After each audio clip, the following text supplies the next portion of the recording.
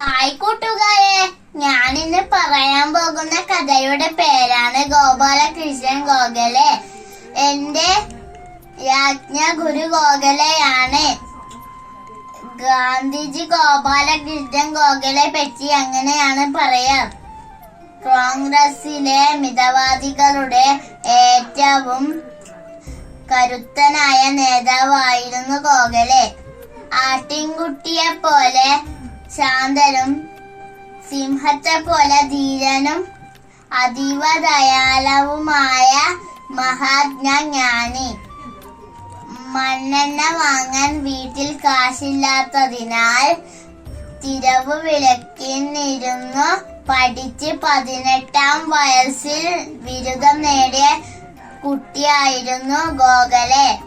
പിന്നീട് കോളേജ് പ്രിൻസിപ്പലായി ഉയർന്നു. തന്റെ സമ്പാദ്യത്തിൽ നിന്നു ജീവിക്കാനുള്ളത് മാത്രം എടുത്തു ബാക്കി മുഴുവൻ സാമൂഹ്യ സേവനത്തിനായി നീക്കി വെച്ചു.